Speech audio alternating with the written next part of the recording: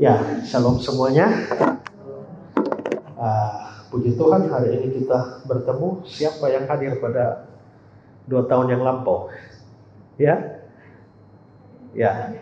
Oh ya, puji Tuhan, masih ada beberapa ya. Nah, setelah kita off cukup lama ya, kita bisa mulai kembali. Nah, hari ini saya ingin kita belajar firman Tuhan dengan tema kerjakan keselamatanmu. Ya, kerjakan keselamatanmu. Dan mari kita perhatikan teksnya, Filipi 2 ayat 12-13. Filipi 2, 12-13. Hai saudara-saudara yang kekasih, kamu senantiasa taat. Karena itu tetaplah kerjakan keselamatanmu dengan takut dan gentar. Bukan saja seperti waktu aku masih hadir, tapi terlebih pula sekarang waktu aku tidak hadir. Karena Allah lah yang mengerjakan di dalam kamu baik kemauan maupun pekerjaan menurut kerelaannya. Ya. Nah, dari teks yang kita baca ini terlihat bahwa sebenarnya kata atau kalimat paling penting di situ itu adalah kerjakan keselamatanmu di ayat 12 itu ya. Hai saudara-saudaraku yang kekasih, kamu senantiasa taat, karena itu tetaplah kerjakan keselamatan. Kalimat-kalimat sebelumnya dan kalimat-kalimat sesudahnya itu hanya mau memberi penjelasan lebih tentang makna kerjakan keselamatan. Karena itu hari ini saya mau ajak kita belajar tentang ini ya. Hal pertama yang kita mau pelajari adalah apa artinya mengerjakan keselamatan itu. Pertama-tama kita harus ketahui bahwa ayat ini seringkali ditafsirkan secara salah dalam hubungan dengan doktrin keselamatan. Beberapa orang dari ayat ini mengajarkan bahwa keselamatan itu bukan hanya anugerah semata-mata, tapi itu ada semacam kerjasama atau andil manusia di dalam urusan keselamatan. Seorang namanya Manfred Brauns, dia bilang begini, memang sejak zaman reformasi, ketika inti dari Injil Paulus adalah pemberitaan yang penuh sukacita, sola gratia, sola fide, karena kasih karunia saja atau karena iman saja, apapun yang sedikit saja menyinggung mengerjakan keselamatan atau keselamatan karena perbuatan dicurigai. Dan masalah itulah yang sering muncul ketika orang-orang beriman membaca Filipi 2 ayat 12-13. Maksudnya begini. Sejak zaman reformasi kan ada tekanan manusia diselamatkan hanya karena anugerah, sola gratia, yang hanya diterima dengan iman, sola fide. Itu menjadi penentangan yang luar biasa pada masa reformasi, ya. Karena kita tahu juga bahwa bahkan sampai hari ini dari pihak Roma Katolik itu masih mengutuk orang-orang yang percaya bahwa keselamatan hanya karena iman. Ya, sehingga ada arus penentangan yang besar terhadap doktrin sola fide, sola gratia. Maka semua ayat yang kira-kira menyinggung perbuatan baik manusia langsung dipakai lawan konsep sola fide atau sola gratia. Ya. Nah, itu maksudnya Brauns itu seperti itu ya. Jadi ayat ini dijadikan dasar mengajarkan bahwa keselamatan itu adalah hasil usaha manusia plus pekerjaan Allah. Dan seringkali dipahami demikian. Sekarang saudara pikir, gini ya, kalau Tuhan Yesus tidak mati di kayu salib, Pak Martin akan masuk neraka. Betul ya? Karena orang berdosa tidak ada penebusan, akan masuk neraka. Kalau Yesus sudah mati di atas kayu salib, apakah Pak Martin pasti masuk surga? Ya? Belum tentu. Tergantung apa? Tergantung iman. Jadi kalau Yesus mati, tapi Pak Martin tidak percaya, tetap neraka. Itu berarti bahwa Yesus mati saja tidak cukup. Butuh Pak Martin dulu. Ya.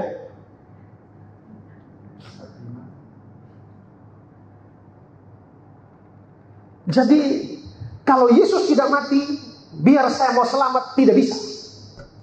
Tapi kalau Yesus sudah mati dan saya tidak mau, juga tidak bisa. Jadi bagaimana supaya Pak Martin selamat? Harus ada bagian Yesus, yaitu mati di kayu salib, dan harus ada bagian Pak Martin, yaitu percaya. Jadi untuk selamat perlu kerjasama antara Yesus dan Pak Martin.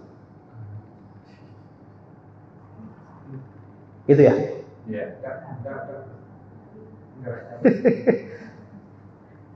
Ya terserah dia mau mati, tapi kalau saya nggak percaya, dia nggak mungkin menyelamatkan saya yang tidak percaya.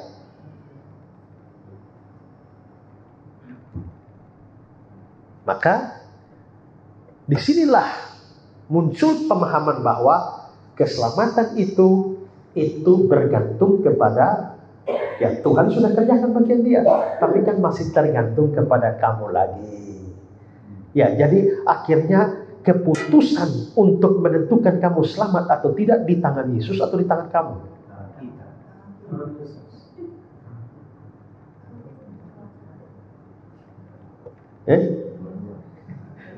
Dua-dua. Itulah yang dibilang, oh itu berarti kerjasama antara Allah dan manusia. Kalau begitu pertanyaannya, apakah Yesus mati itu pasti menyelamatkan saya? Belum tentu. Jadi paling-paling Yesus hanya mati dan memberikan kemungkinan keselamatan pada saya.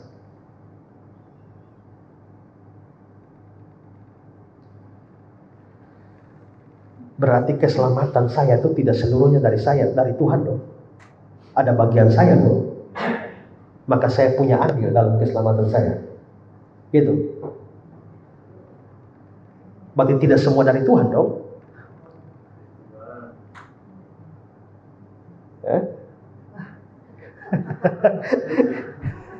Nah, karena itulah di sini orang bilang, ya keselamatan itu dari Tuhan. Tuhan sudah mengerjakan bagiannya. Tapi kamu harus mengerjakan bagianmu. Kerjakanlah keselamatanmu. Maka ayat ini sering diartikan begitu.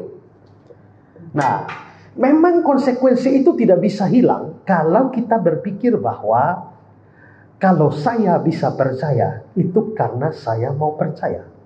Atau kalau saya percaya itu karena saya bisa percaya. Jadi biarpun Yesus sudah mati tapi saya tidak mau percaya, Yesus pun tidak bisa menyelamatkan saya, karena dia tidak bisa paksa saya untuk selamat. Oke, tapi begini. Sebagai orang berdosa, Pak Martin ini sama sekali tidak punya kerinduan rohani untuk percaya pun tidak. Lalu saya, Yesus, sudah mati di atas kayu salib. Ya, setelah saya mati di atas kayu salib, setelah itu saya tahu orang ini mati rohani, dia pasti akan masuk neraka.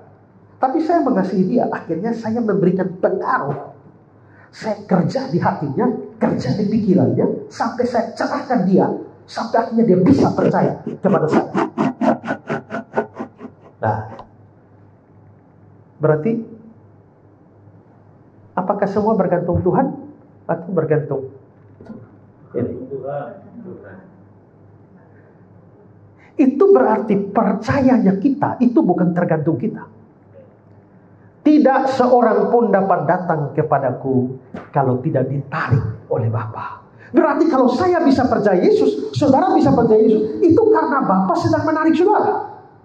Tidak seorang pun dapat datang kepadaku kalau Bapa tidak mengaruniakan kepadanya. Berarti bahwa saya percaya pun itu karunia, itu pemberian. Kita tidak bisa beriman dari diri sendiri. Kalau Roh Kudus tidak kerja, lalu buka hati kita, lalu berikan iman pada kita. Pada waktu Petrus, ketika ditanya, menurut kata orang, siapakah aku ini? Lalu dia jawab, engkau Mesias, anak Allah yang hidup. Tuhan Yesus bilang, berbahagialah Simon. Karena apa? Bukan manusia yang menyatakan itu padamu, tapi Bapakku yang menyatakan. Berarti meleknya Simon sampai bisa tahu Yesus Kristus adalah anak Allah yang hidup, sang Mesias. Itu Bapa menyatakan. Jadi coba bayangkan bahwa tanpa Yesus, Pak Martin akan masuk neraka. Tapi Yesus sudah mati di atas kayu salib. Setelah mati di kayu salib, Tuhan atur supaya Pak Martin dengar Injil. Pada waktu dengar Injil, dia cerahkan pikiran Pak Martin, hati Pak Martin buka, lalu karuniakan iman. Sampai akhirnya, begitu pendeta atau pengkhotbah bilang, siapa hari ini mau percaya Yesus? Pak Martin angkat tangan. Itu bukan dari Pak Martin, itu pekerjaan Allah. Sampai akhirnya Pak Martin sampai mau percaya, itu pekerjaannya Allah. Kalau begitu, dalam keselamatan Pak Martin sumbang berapa persen? Gak ada. Tapi kalau yang pertama tadi 50%. Jadi akhirnya tergantung dua-dua kan? Nah, itu sama. Keselamatan kita bukan 50-50 antara kita dengan Tuhan. Keselamatan kita 100% dari Tuhan. Karena dialah yang menebus kita, selanjutnya dia jugalah yang mengaruniakan iman kepada kita. Ada pengalaman orang-orang yang dari diri sendiri rasanya tidak mungkin bisa beriman ya. Tapi pekerjaan Allah sedemikian rupa sampai dia bisa beriman. Saya tidak tahu pernah cerita saudara atau tidak, tapi waktu saya KKR di Rote ya. Nah, justru di daerah-daerah mayoritas Kristen itu, gereja sama gereja baku hantam lebih berat itu. Ya, kalau dirikan masjid di sana mudah, dirikan gereja susah. Saudara, GKIN Revival yang saya pimpin di Kupang itu mulai dari 2008. Dapat izin lokalnya baru 2 tahun lalu. Berarti setelah 12 tahun baru dapat izin. Sepanjang itu kami ilegal, dianggap ilegal. Tapi masjid dengan mudah bisa. Nah, gereja yang mayoritas itu kuat sekali. Nah, satu kali saya mau KKR di Rote. Begitu KKR di Rote sudah dipublikasikan di lapangan apa gitu ya. Nah, pada saat hari H mau pelaksanaan, tiba-tiba mereka bilang tidak bisa kebaktian di sini KKR. Ini tanah milik gereja ini. Tidak diizinkan. Akhirnya panitia kelebakan cari sewahan hotel. Tapi terlambat publikasi. Sehingga pada waktu KKR hari pertama, sudah tahu ini jumlah kita lebih banyak itu. Hotelnya besar lagi. Ya, yang hadir itu cuma panitia. Hadir cuma panitia.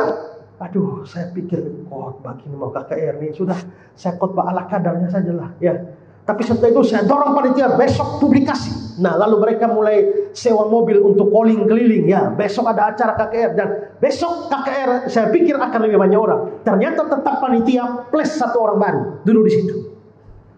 Lalu saya khotbah lagi, penginjilan lagi. Setelah itu, hari yang ketiga saya dorong lagi supaya bawa banyak orang. Dan ternyata si orang baru itu bawa 1 orang. Jadi panitia plus orang baru 2.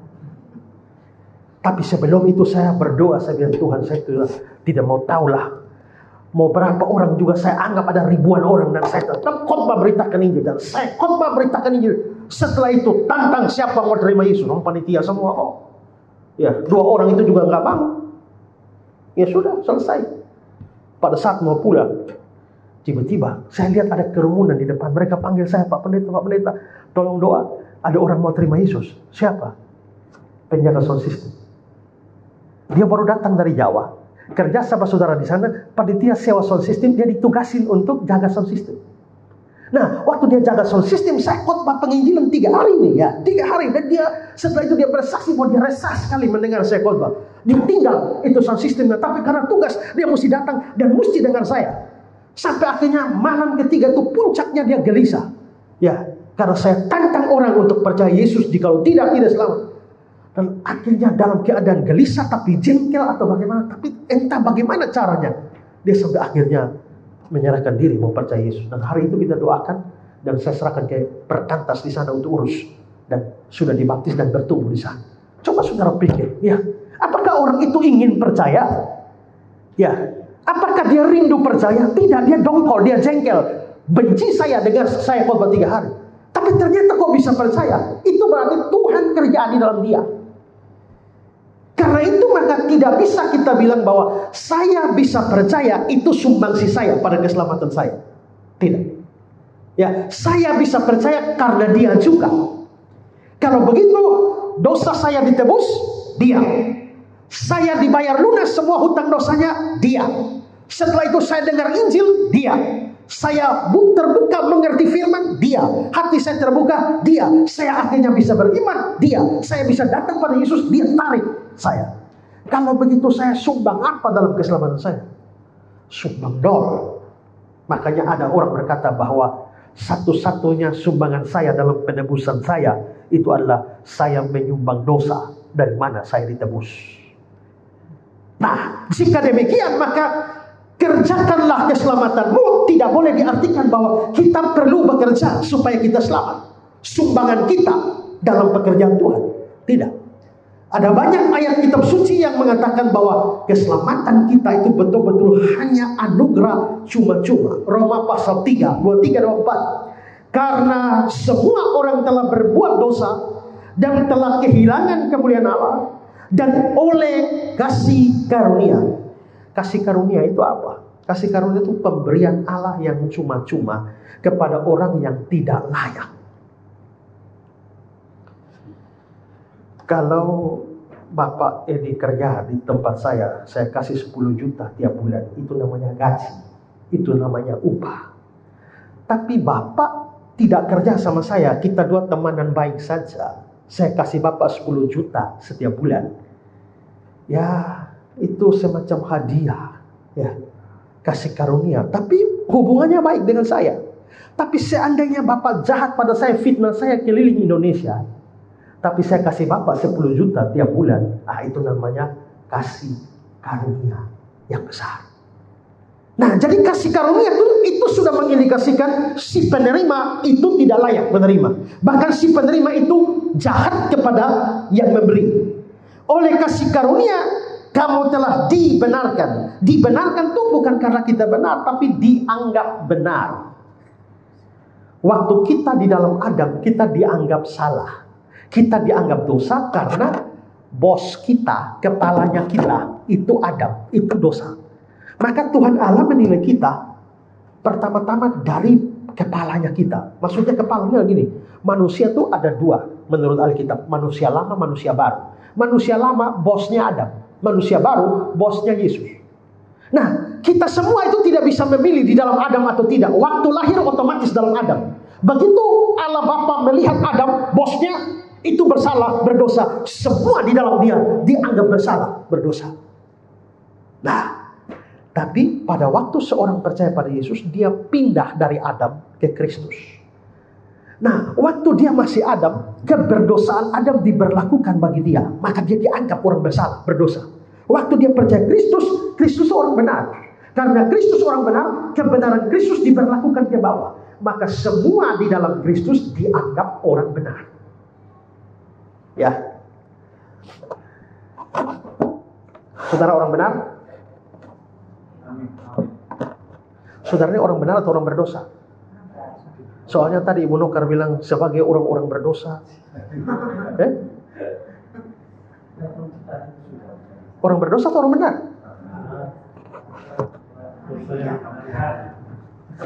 Beberapa hari lalu di grup itu ada yang kirim cuplikan khotbahnya Pak Gilbert Lumoindo.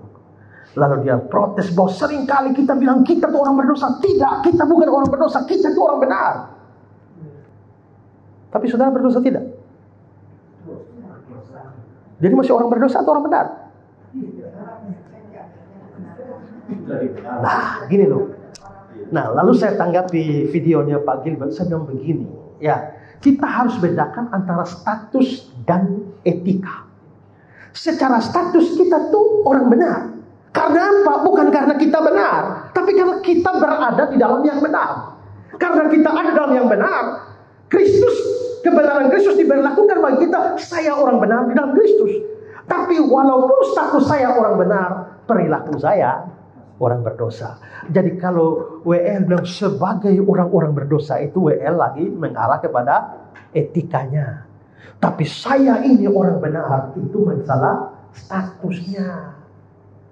Ya kan? Karena ada orang statusnya begini, perilakunya lain kan. Kalau saudara lihat ada anak-anak yang ada remaja yang jalan, bajunya putih, roknya abu-abu atau celananya abu-abu, ada lambang di sini, lambang di sini. Saudara tahu itu anak apa? Anak SMA. Tapi saudara ketemu di jam 11 siang di mall. Terus Ini SMA apa di mall? Oh tidak. Statusnya anak SMA, perilakunya kok jam sekolah tidak di sekolah, tidak di kelas, tapi di mall. Berarti perilakunya tidak sejalan dengan statusnya. Nah begitu juga kita, secara status kita orang benar, tapi secara perilaku seringkali kita tidak benar. Jadi dibenarkan itu bukan berarti kita disucikan sampai tidak ada dosa, tidak. Dibenarkan itu adalah status kita di hadapan Tuhan, dianggap orang benar, ya. Jadi oleh karena kasih karunia kamu telah dibenarkan. Tapi dikatakan dengan cuma-cuma. Berarti kalau cuma-cuma itu kita tidak sumbang apapun, ya kan? Karena penebusan dalam Kristus Yesus, kita tidak sumbang apapun. Sumbangan kita nol. Ya. Oke, Roma 3, 27, 28. Jika demikian apakah dasarnya untuk bermegah? Tidak ada. Berdasarkan apa? Berdasarkan perbuatan? Tidak. Melainkan berdasarkan iman. Karena kami yakin bahwa manusia dibenarkan karena iman, bukan karena dia melakukan hukum Taurat. Bukan karena melakukan. Jadi tidak ada satu perbuatan atau melakukan apapun yang membuat kita dibenarkan. Lalu Galatia 2 ayat 16. Kamu tahu tidak seorang pun dibenarkan oleh karena melakukan hukum Taurat, tapi hanya oleh karena iman dalam Kristus Yesus. Hanya oleh karena iman dalam Kristus Yesus. Maka di sini kita bisa lihat bahwa memang, coba kalau tadi pikiran kita pertama ya 50-50 ya, antara Tuhan dengan saya ya, antara Tuhan dengan Pak Martin 50-50. Tuhan menebus, Pak Martin mau terima. Lalu waktu kita beri kemuliaan kepada siapa? Beri kemuliaan kepada Tuhan dan Pak Martin. Kan begitu kan? Ya kan 50-50 kan? Gitu. Nggak bisa beri kemuliaan seluruhnya pada Tuhan. Dia ada andil kok. Begitu kita ada andil, kita tidak bisa beri kemuliaan semua pada Tuhan. Tapi kalau setelah kita mendengar, ternyata kita tuh nol, maka layaklah segala kemuliaan bagi Allah. Ya toh? Untuk Pak Martin nol, ya kan? Untuk saya nol, untuk kita nol. Kita harus berikan segala kemuliaan. Jadi dari prinsip itu ingat, tidak bisa ada yang namanya kita kerja untuk selamat, itu tidak ada. Kalau begitu, tetap kerjakan keselamatanmu. Itu tidak boleh diartikan bekerja supaya selamat. Keselamatan kita kerjanya 100% kerja Allah. Ya, kerjanya Allah. Tadi malam baru saya ngobrol dengan Pak Edi. Pak Edi bilang sempat tanya dalam sama beberapa pendeta di mobil. Pak Edi tanya, sebenarnya bertobat dengan lahir baru mana lebih dulu? Lalu pendeta bilang bertobat lebih dulu. Ya, tapi Pak Edi bilang tidak. Percaya Yesus dengan lahir baru mana lebih dulu? Harus lahir baru lebih dulu. Mengapa? Karena kita itu mati menurut Alkitab. Kamu mati. Kamu telah mati karena dosa. Status kita di hadapan Tuhan itu mati secara rohani. Namanya orang mati tidak bisa respon pada apapun. Ada mayat di sini. Kasih duit 1 gepok, ada respon? Kasih babi panggang, ada respon? Capcay, ada respon? Gak ada. Ya. Bagaimana supaya respon? Kasih bangun dia dulu. Kasih hidup dia dulu. Begitu kasih hidup, lalu kasih sate babi, mulai respon. Nah, kalau begitu hidupkannya. Kita itu mati, dikasih Injil, dikasih firman Tuhan, dikasih nasihat, dikasih khotbah macam apapun, tidak bisa. Terus bagaimana caranya supaya bisa? Pertama-tama, Roh Kudus melahirbarukan dia atau menghidupkan dia. Setelah hidup, baru kasih Injil, melek. Kita tuh mati loh. Sampai bisa respon Injil, itu pekerjaan Tuhan. Kalau Tuhan tidak kerja, tidak ada orang bisa respon. Maka saya bisa respon, itu pekerjaan Tuhan. Kalau begitu sampai saya bisa beriman, itu pekerjaan Tuhan. Berarti semua dari Tuhan dan saya nol. Segala kemuliaan itu bagi Tuhan, bukan bagi saya. Ya. Nah, karena itu ayat ini tidak boleh dipahami seperti itu. Dan lebih menyolok lagi. Coba saudara lihat perbandingan ini. Ya. Filipi pasal 2 ayat 12, kerjakan keselamatanmu. Lalu di Efesus 2 ayat 8, sebab karena kasih karunia kamu diselamatkan oleh iman, itu bukan hasil usahamu, itu pemberian Allah. Ayat 9, itu bukan hasil pekerjaanmu. Di Filipi dia bilang kerjakan keselamatanmu. Di Efesus dia bilang itu bukan pekerjaan. Dua surat ini ditulis oleh Paulus. Bagaimana di satu surat Paulus suruh kerja, lalu di surat yang lain Paulus bilang itu bukan pekerjaan. Mungkinkah Paulus bertentangan dengan diri sendiri? Tidak. Ya, karena itu pastilah ayat itu tidak bermaksud supaya kita bekerja demi keselamatan kita, ya. Nah, kalau begitu apa arti ayat kerjakan keselamatanmu? Kata-kata kerjakan keselamatanmu itu juga tidak berarti jemaat di Filipi belum selamat atau tidak yakin akan keselamatan mereka. Ya, tidak. Apa artinya? Nah, John Calvin berkata bahwa keselamatan di sini itu berarti seluruh jalan panggilan kita. Jadi keselamatan di sini, kerjakan keselamatanmu artinya berbeda dari keselamatan dalam pengertian yang umum. Di sini keselamatan mencakup seluruh daerah mulai saat kita percaya sampai kita masuk surga. Jadi kalau saudara lihat gambar, mulai dari kita percaya, di sini titik percaya kita di sini, ya. Di situ kita masuk surga. Nah, yang disebut keselamatan itu adalah sejak kita percaya sampai kita masuk surga. Ya, sejak kita percaya sampai kita masuk surga. Dan kata kerjakanlah ini dalam bahasa Yunani-nya adalah katergaseste atau katergasomai, yang artinya to bring to completion, ya. Jadi artinya bikin komplit, menyelesaikan. Kita bisa banding Filipi 2 ini dengan Efesus 6. Nah, saudara lihat, kerjakan katergasomai.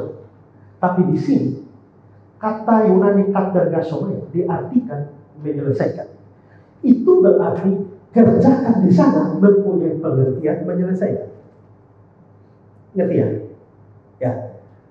Katergasomai sama bahasa Yunani. Di sana diterjemahkan kerjakan, di sini diterjemahkan menyelesaikan. Berarti sebenarnya kerjakan di sana itu mempunyai pengertian menyelesaikan.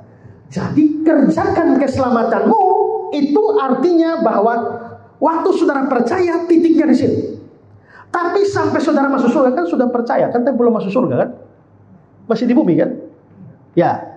Nah, sejak dari hari saudara percaya sampai saudara masuk surga, selesaikan. Kalau percayanya tahun 2000, terima Yesus tahun 2000, matinya tahun 2040,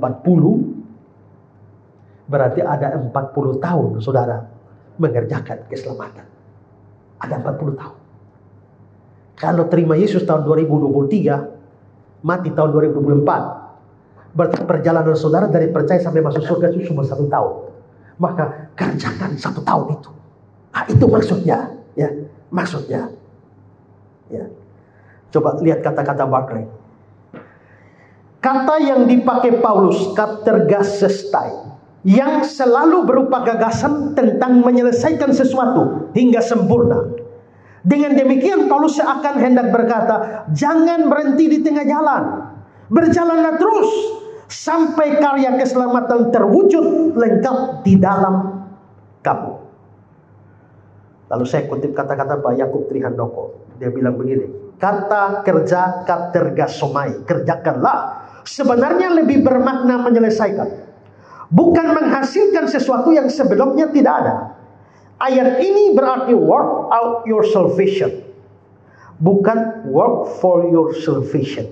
Work out your salvation, mengerjakan keselamatanmu, bukan work for your salvation, bekerja demi atau untuk keselamatan. Keselamatan itu anugerah. Saudara tidak perlu lakukan apa-apa kan?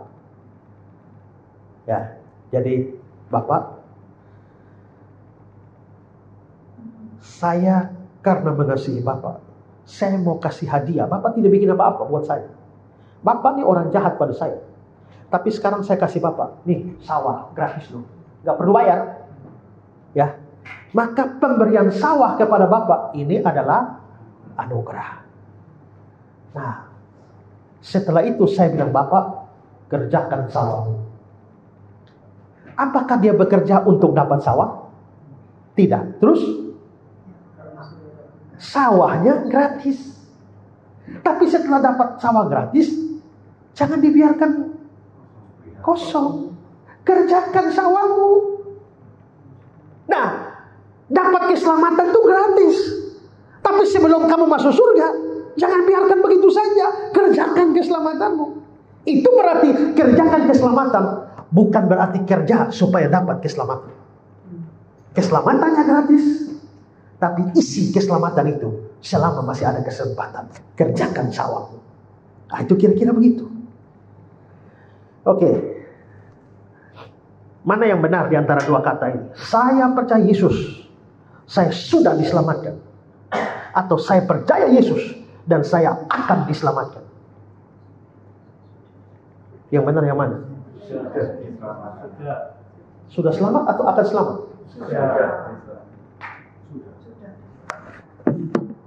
Sudah. Kan belum masuk surga. Kan masih di bumi. Bagaimana sudah selamat? Mesti mikir ya. Saya bukan tipe pengkhotbah yang hanya haleluya amin lalu selesai, tidak. Saudara harus berpikir untuk tahu apa yang saudara percayai. Jadi saya ini akan diselamatkan atau saya sudah diselamatkan? Sudah. Kalau begitu kapan selamatnya?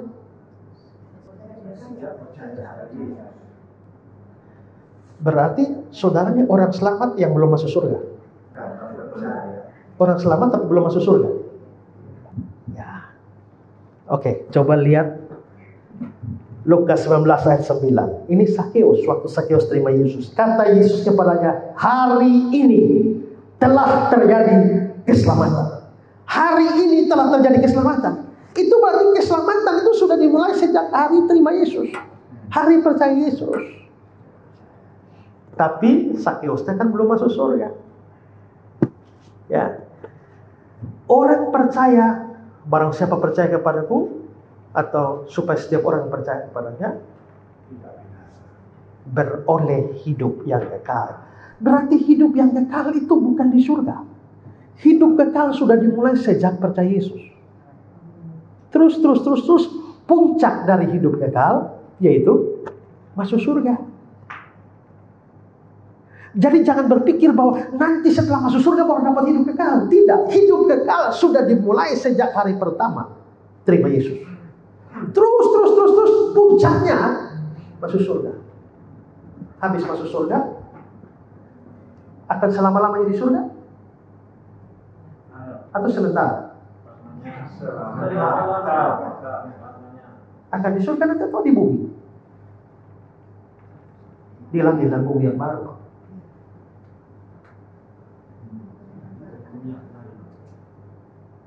Kita akan di surga seterusnya atau mampir sebentar di surga, selanjutnya di langit dan bumi yang baru. Nanti kita bahas kapan-kapan, ya. Ya, kita bahas kapan-kapan, ya. Nah, tapi sudah percaya Yesus, sudah selamat, sudah dapat hidup kekal.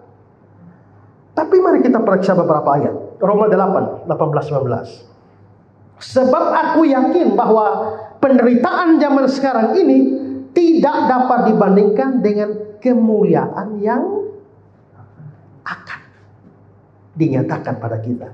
Sebab dengan sangat rindu seluruh makhluk menantikan saat anak-anak Allah dinyatakan. Masih menantikan. Oke, Roma 13 ayat 11. Hal ini harus kamu lakukan karena kamu mengetahui keadaan waktu sekarang, yaitu bahwa saatnya telah tiba bagi kamu untuk bangun dari tidur, sebab sekarang keselamatan sudah lebih dekat. Berarti sudah selamat belum?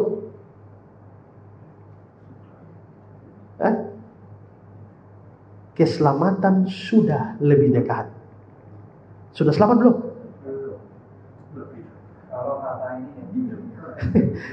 Berarti belum ya, hanya agak lebih dekat lah. Misalnya keselamatan di sana. Ini saya gini, lebih dekat, tapi belum sampai. Belum sampai.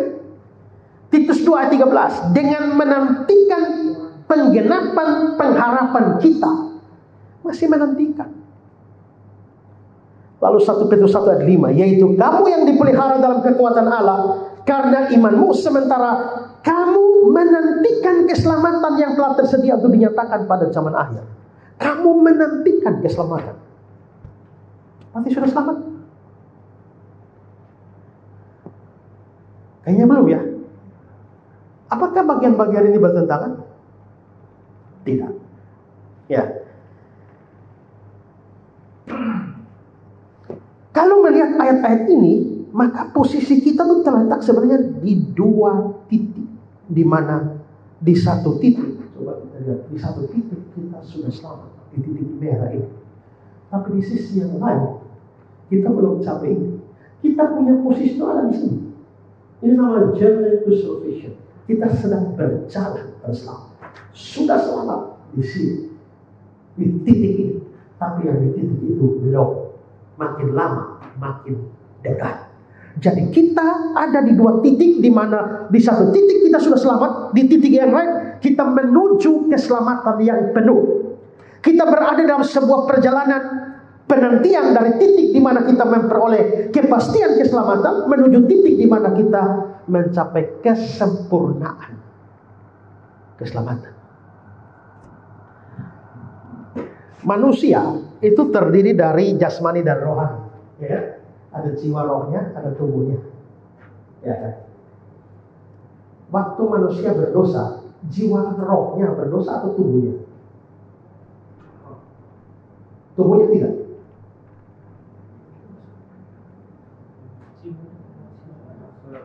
Pak Isra tanya dulu ya. Ya.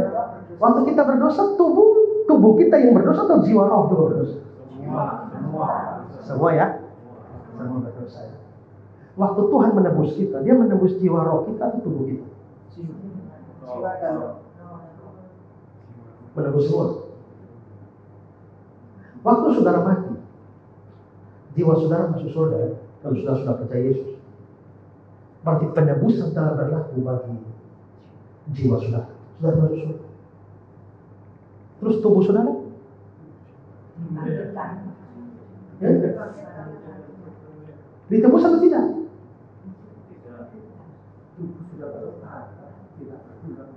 Berarti tidak ditebus. Artinya kita manusia itu jasmani rohani. Waktu kita berdosa jasmani rohani, tapi waktu Tuhan tebus hanya rohani kita saja. Berarti Tuhan menebus kita setengah saja.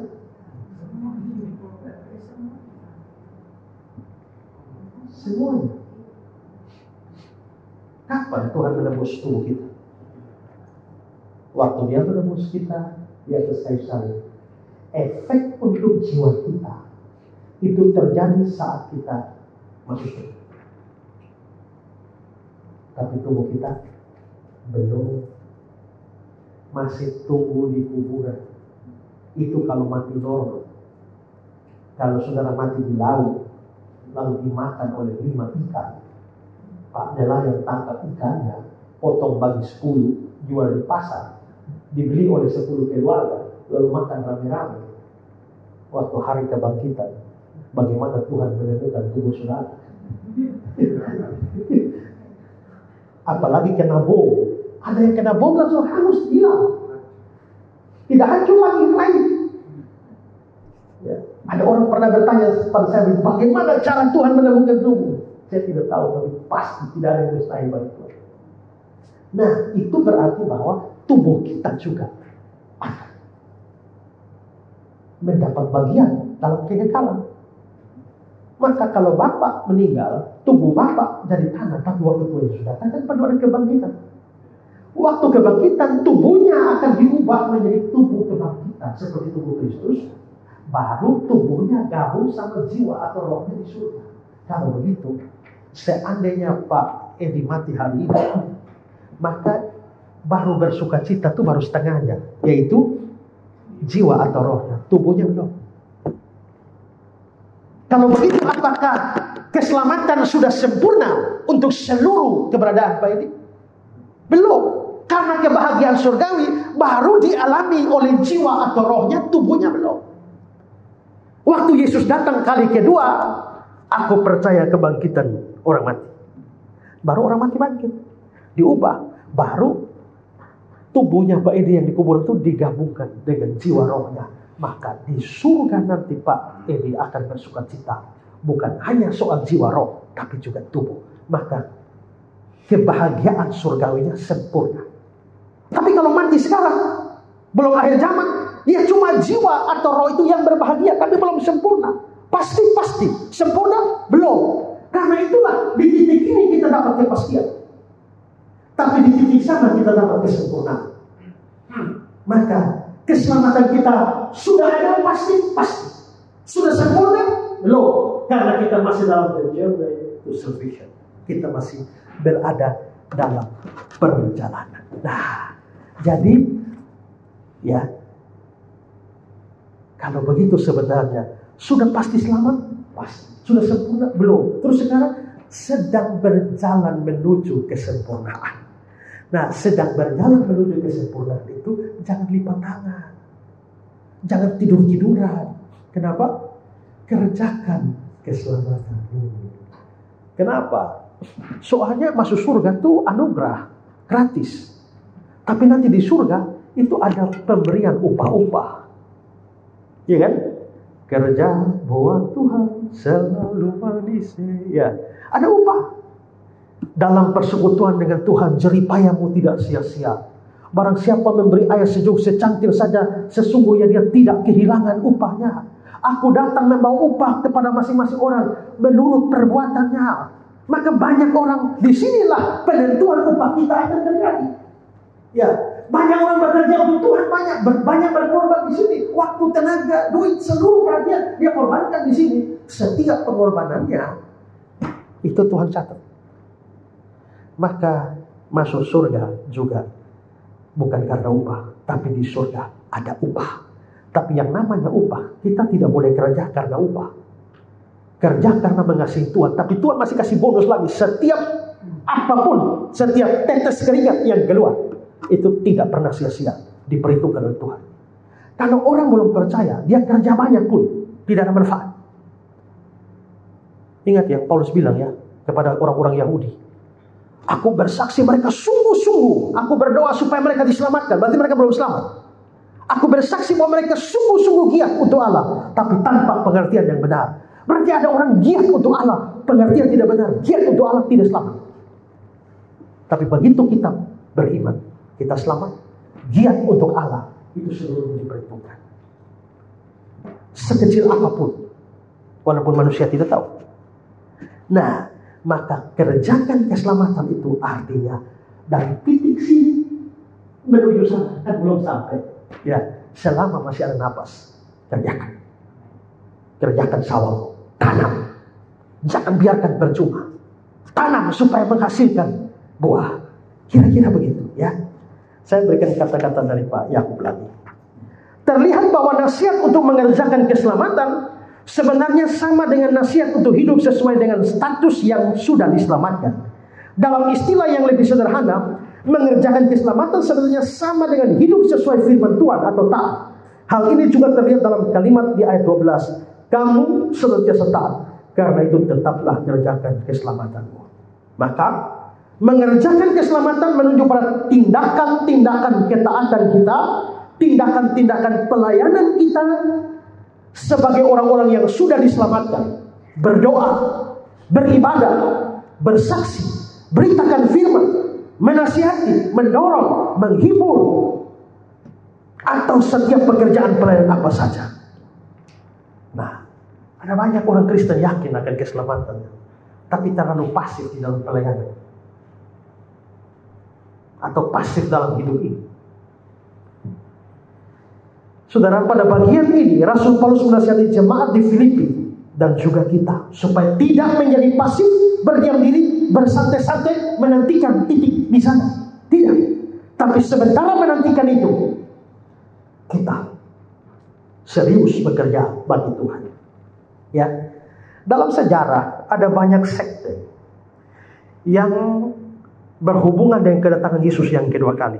Mereka mengatakan Yesus akan datang tahun sekian, tahun sekian, tahun sekian. Terlalu banyak. Beberapa tahun lalu heboh si Mangapin Sibuya yang di Bandung itu, ya. Tuhan Yesus akan datang kembali.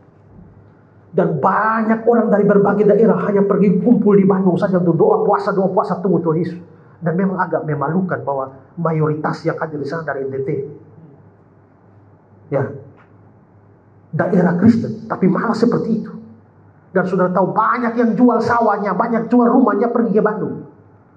Ternyata Tuhan Yesus tidak jadi datang. Mereka pulang sudah tidak punya apa-apa. Mau makan apa, mau minum apa? Ya, sampai akhirnya pemerintah daerah turun tangan untuk bantu. Karena kalau tidak mati sia-sia.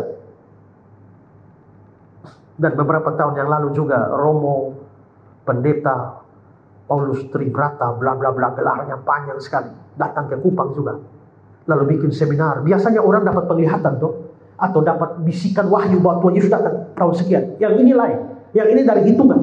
Hitung kali bagi tambah Israel merdeka 1948, satu generasi 50 tahun berarti 48 tambah 50, pokoknya hitungannya macam-macam. Ya. Nah, dari tahun kehancuran Yerusalem tahun 70 dikurang ini ditambah ini. Kesimpulan. Mei 2028 itu adalah ambang pintu kedatangan Tuhan. Dan Tuhan Yesus akan datang tahun 2029. Saya hadir waktu dia seminar. Sampai terjadi debat saya dengan dia. Lalu saya kasih ayat. Tentang hari dan saat itu tidak ada seorang pun tahu. Tentang hari dan saat. Dia jawab, saya bilang apa? Ya, ayat itu bilang tentang hari dan saat. Bahasa Inggrisnya the day and hours. Tapi saya tidak menentukan hari dan saatnya. Yang saya tentukan cuma bulan dan tahunnya. Lalu saya kasih dia ayat lagi. Tentang masa itu tidak ada seorang pun tahu. Itu masa loh. Ya. Akhirnya membingungkan banyak orang. Dan saya hadir. Yang panitia itu adalah orang persekutuan doa. Banyak. Dan karena Yesus akan datang tahun 2029, mereka membentuk panitia penyambutan kedatangan Tuhan Yesus di Jogja. Dan silakannya orang paling banyak jadi panitia laki-laki, orang yang kecil.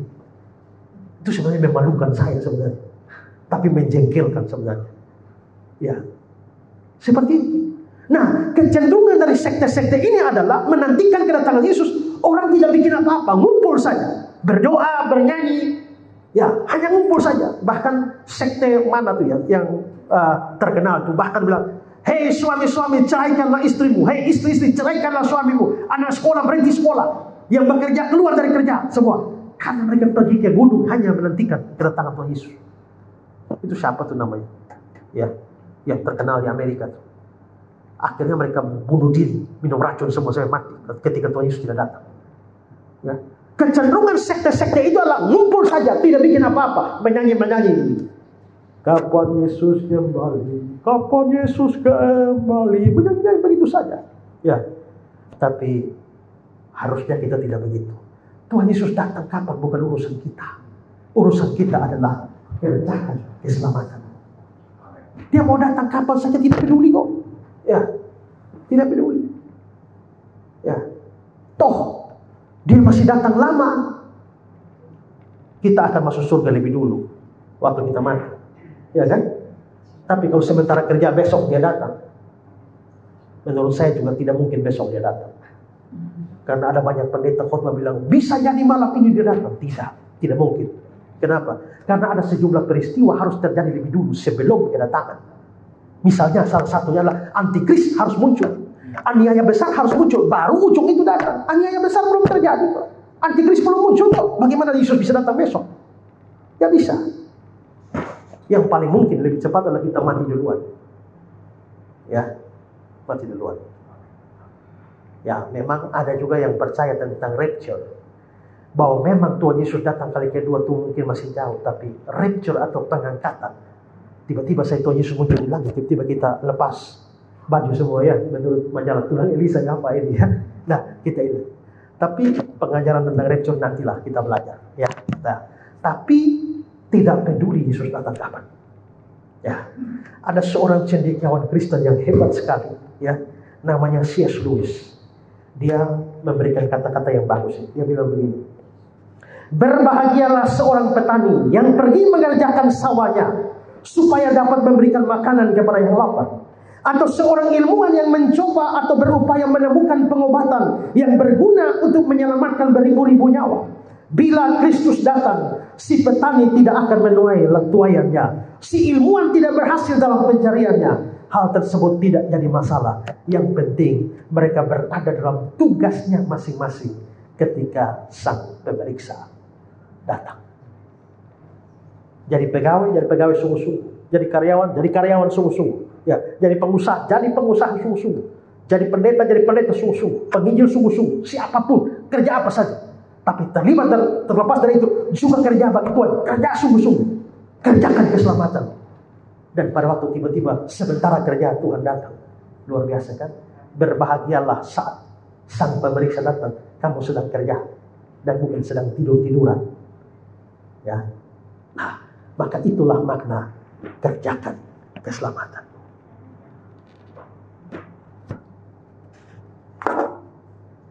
Ada lagu tua. Bersaksi terus sampai Tuhan datang. Bersaksi terus sampai Tuhan datang. Biasa kami menyanyi begitu. Di persekutuan, tunggu. Apakah ada orang mau bersaksi? Belum ada, kita sambung. Berdoa terus sampai Tuhan datang. Habis itu bernyanyi terus sampai Tuhan datang. Semua kerja terus sampai Tuhan datang. Kalau kerja Tuhan belum datang, mati duluan. Alhamdulillah. Ya, kita masuk surga. Jiwa, roh kita, tubuh kita masih menanti. Nah, kedua, bagaimana mengerjakan keselamatan itu? Bersambung minggu depan. Tuhan memberkati. Ya. Mari kita berdoa. Terima kasih Tuhan Yesus untuk firman Tuhan yang kami dengar hari ini. Mengajar kami mengerjakan keselamatan. Terima kasih untuk pengertian yang diberikan supaya kami tidak salah memahami dan berpikir bahwa kami mempunyai sumbangsi di dalam keselamatan kami. Hari ini kami sadar bahwa keselamatan sumbernya 100% dari Tuhan saja. Dan kami menyukuri itu, dan karenanya segala kemuliaan hanya kembali pada Allah. Kami juga bersyukur karena kami dipastikan keselamatan kami sejak dari hari kami terima Yesus. Tapi kami masih menuju pada kesempurnaan keselamatan yang baru akan terjadi saat Tuhan Yesus datang kembali yang kedua. Sementara itu, tolonglah kami supaya kami tidak santai-santai, tidak berdiam diri dan menikmati keselamatan dan tidak bikin apa-apa. Ada banyak hal yang harus dikerjakan. Biarlah kami mengerjakan keselamatan itu. Dan terus sampai hari terakhir kami di dunia ini, atau sampai Tuhan Yesus datang. Dalam nama Yesus kami berdoa. Amin.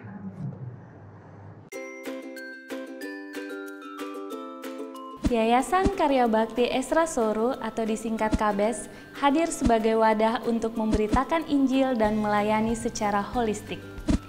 Yayasan ini didirikan oleh Pendeta Esra Alfred Soru di Kota Kupang, Nusa Tenggara Timur dan bergerak di bidang sosial dan keagamaan.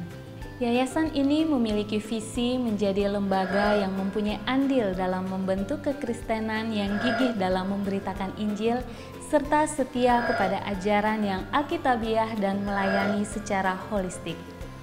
Dan misi dari yayasan ini yaitu melakukan pemberitaan Injil dan penyebaran ajaran yang alkitabiah secara langsung maupun melalui berbagai media, juga mempersiapkan dan mengutus misionaris-misionaris lokal ke berbagai wilayah, terutama ke pelosok-pelosok, serta mengadakan seminar-seminar atau pelatihan-pelatihan doktrinal, dan melakukan aksi-aksi sosial yang mengarah kepada pelayanan Kristiani yang bersifat holistik.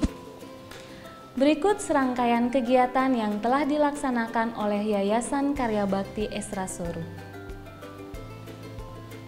Bagi saudara dimanapun berada yang rindu untuk mendukung pelayanan kami, khususnya melalui dukungan dana, maka saudara dapat menyalurkannya ke nomor rekening yang tersedia. Untuk informasi selengkapnya dapat menghubungi Sekretariat Yayasan Karya Bakti Esra Soru melalui nomor berikut ini. Mari beritakan Injil dan melayani sesama dengan kasih bersama Yayasan Karya Bakti Esra Soru. Tuhan Yesus memberkati.